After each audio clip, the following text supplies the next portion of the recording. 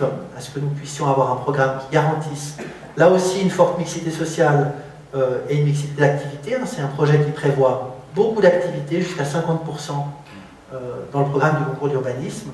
Aujourd'hui, ce projet, on est au stade où nous allons lancer les plans de quartier qui doivent être lancés. Le premier pour les terrains CFF est en cours, et puis le deuxième plan de quartier sur l'ensemble de la zone doit être lancé. Je dirais le principal risque de ce projet, et on voit bien ici parfois les difficultés auxquelles un concours d'urbanisme peut aussi conduire. Ce projet l'illustre assez bien.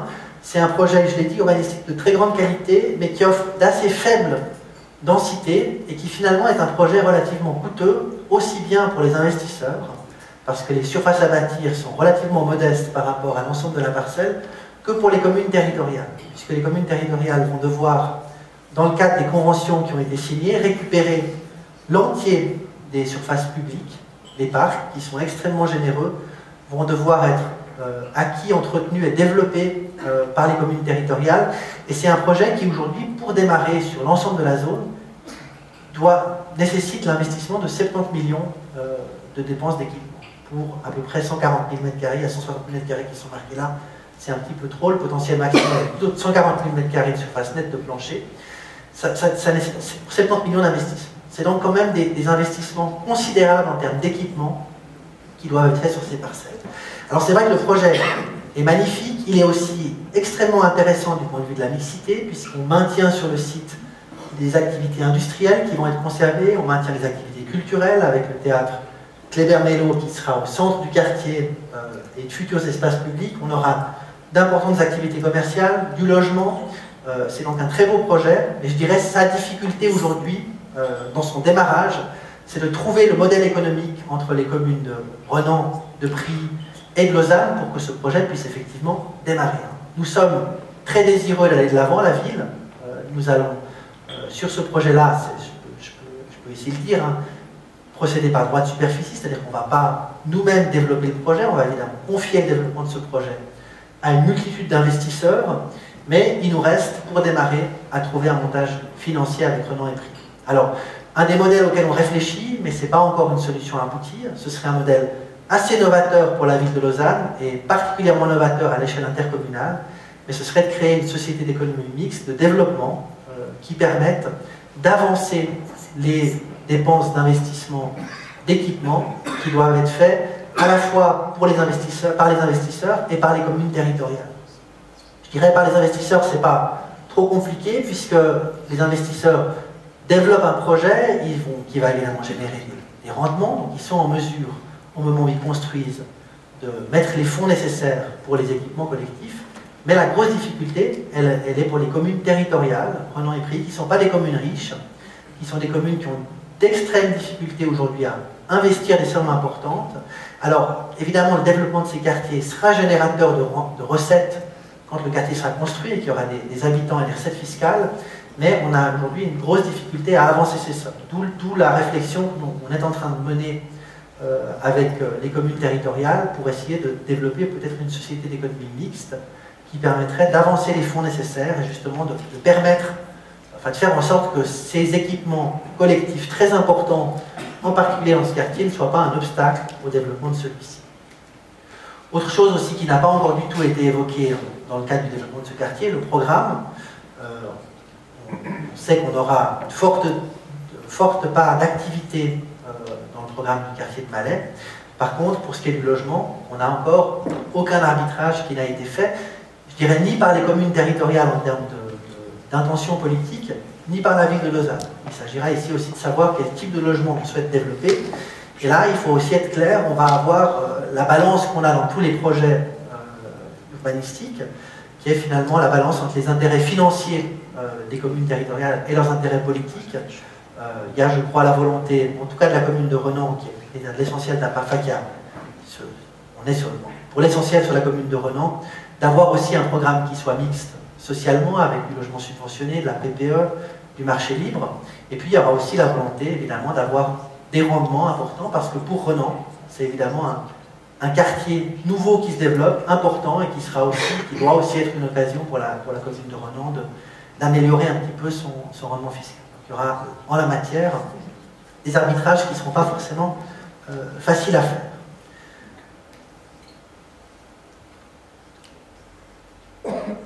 Dernier quartier dont je voulais vous parler, enfin dernier projet de développement, puisque c'est presque plus qu'un quartier, c'est Métamorphose.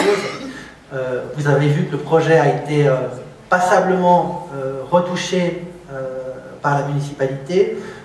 Justement, les équipements sportifs qui étaient prévus auprès de Vidi, au sud de la ville, pour une partie, et pour une autre partie au nord de la Blécherette, seront finalement déplacés, c'est-à-dire que la patinoire devrait trouver sa place, la piscine devrait trouver sa place avec la patinoire à Malais, tout près du quartier au nord des voies CFF, que vous avez vu tout à l'heure de Malais.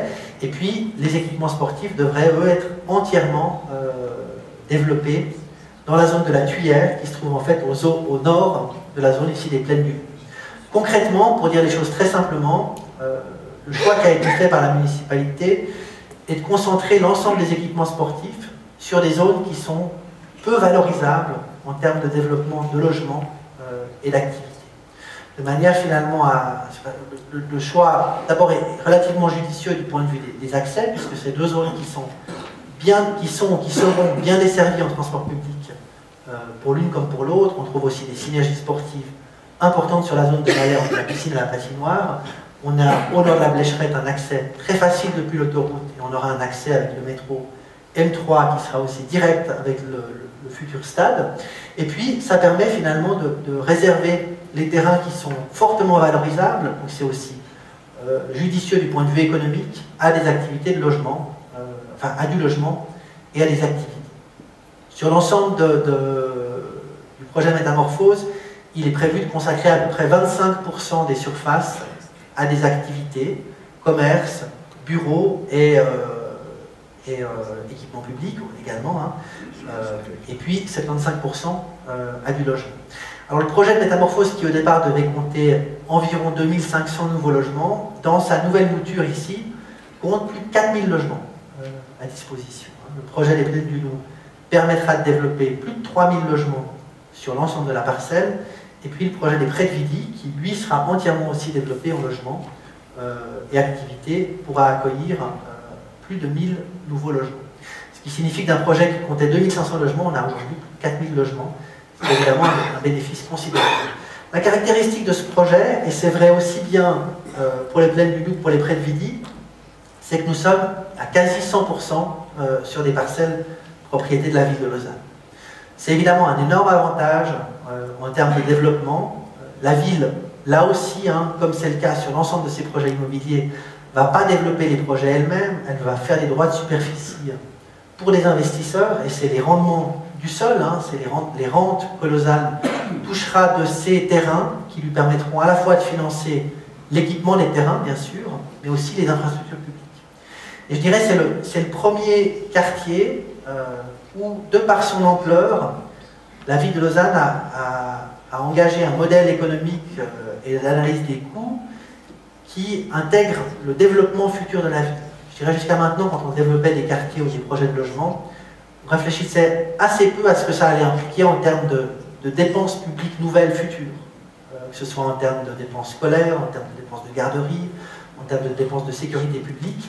Sur Métamorphose, vu l'ampleur des projets en présence, on a procédé de telle sorte. C'est-à-dire qu'on a pour chacun de ces projets modélisé ce qu'il allait générer comme coût en termes de dépenses de fonctionnement de la ville de Lausanne, ce qu'il allait générer comme coût en termes d'infrastructures publiques nouvelles, puisqu'il y a de très gros projets d'infrastructures sportives qui vont accompagner Métamorphose, et puis ce qui va générer bien sûr en termes de recettes, à la fois de recettes de droits de superficie sur les terrains et de recettes fiscales avec des nouveaux habitants qui vont arriver à Lausanne, là aussi avec des modélisations qui sont différentes.